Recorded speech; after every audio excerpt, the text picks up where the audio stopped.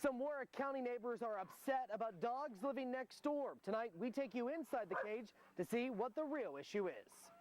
The State House wrote about this controversial floodgate. Now residents are turning to this fine print to see if their safety's in jeopardy. This is the regulator station that's making the noise, a noise that's produced when gas is transferred from one line to the next. Alan Russell's house sits about 50 to 80 feet from where I'm standing right here.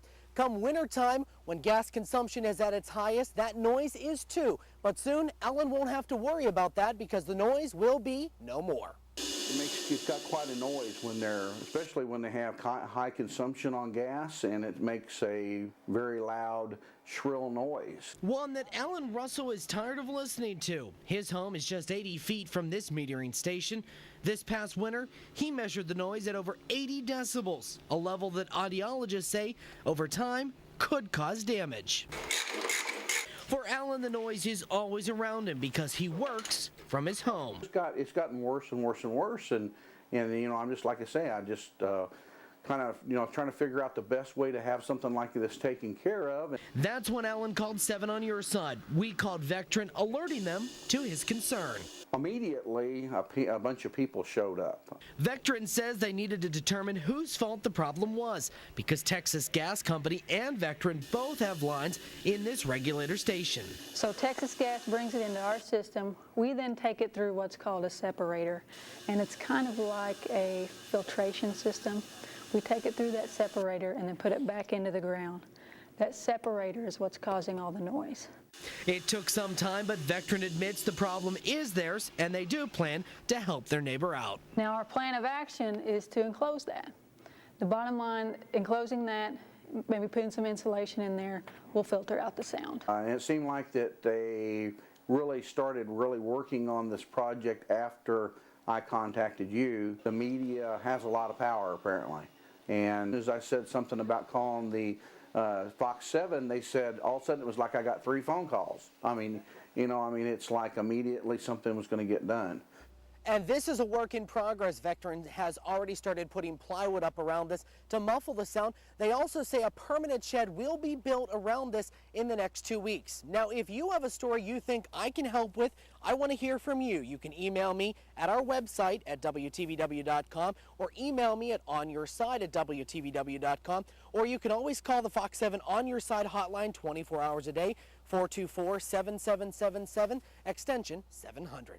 We're live and on your side. I'm Greg Waite, Fox 7 News. And good job, Greg. Glad he's able to work that out for him.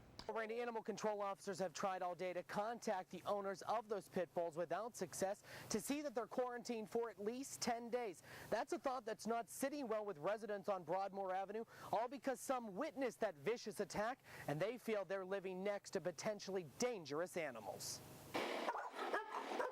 The other dog, I guess, making just horrid sounds from where the dogs were biting and ripping at the puppy. A ferocious attack that took a puppy's life.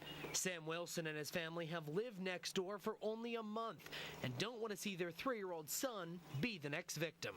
If a dog like that would get loose, my son would be playing in the yard to attack him. It's the biggest thing. Those dogs bite. It's like about 1,800 pounds of pressure. They will crush a small kid. Since Monday night, animal control officers have tried making contact with the dog's owners to properly quarantine the animals and further the investigation into the attack. If contact isn't made this evening in order to get in touch with the lady that owns the dogs, then tomorrow morning we will go forth with a court order. Minutes after animal control officers left this notice, the dog's owners returned and spoke out, calling the attack, quote, a freak accident. But I mean, there is legitimate concern of, Well, I mean, okay, I understand that's fine, but all these neighbors are pissing me off because for one, they don't never come knock on my mother and ask me something. You know what I'm saying? They want to call this person and call that person. Come talk to me.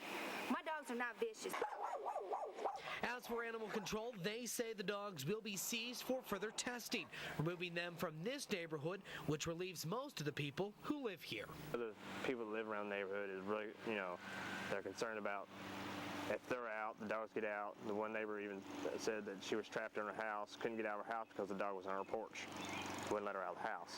Hayden says that the city and animal control have been working on rewriting the animal control ordinance to see that it's updated, and that's a move that residents welcome. He also reminds you, if you do have a dog, to make sure you're following the city law and having it either on a leash or behind a fence, because ultimately if something happens, you are the one responsible. We're live and on your side. I'm Waite, Fox 7 News. When you sign a contract with a company, you expect to see the work done within your lifetime. One Evansville woman passed away before she could see her husband's dream come true. That's because the work took too long, 3 years too long, and to this day, the work detailed in this contract is still not complete. Could be, and it still can be, a nice house once it's done. A home remodeling job Carolyn Woodbird contracted out on April 5th, 2005. Now, 3 years later, the home sits, a work in progress, but Carolyn's no longer alive to see if it gets finished. Still hadn't gotten over the death of her husband, and she would be elated when they would come and work on it, because that was his wish, and of course she was going to try to fulfill everything that he wanted.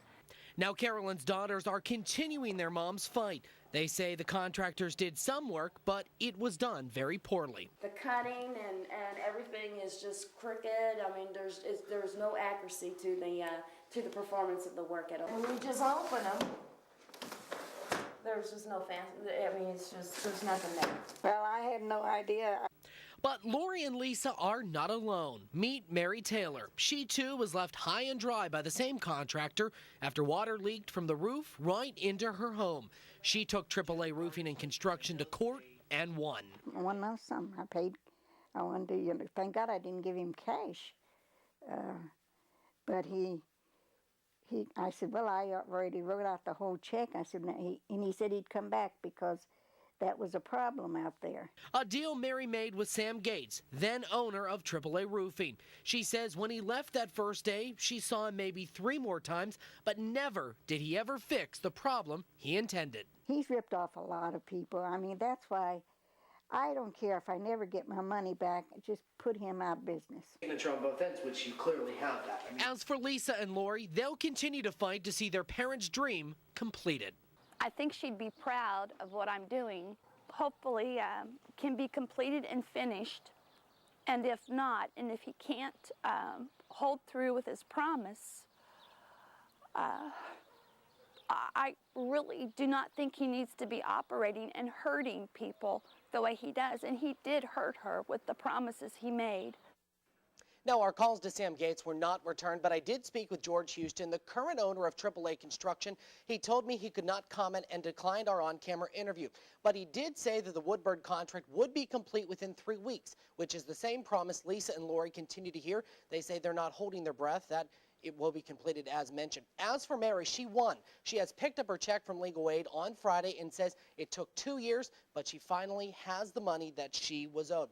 The bottom line is, before you hire any contractor, you want to make sure you're doing your research. Know the company you're hiring. Talk to former customers. Talk to the builders associations. Do everything you can to make sure you know who you're dealing with.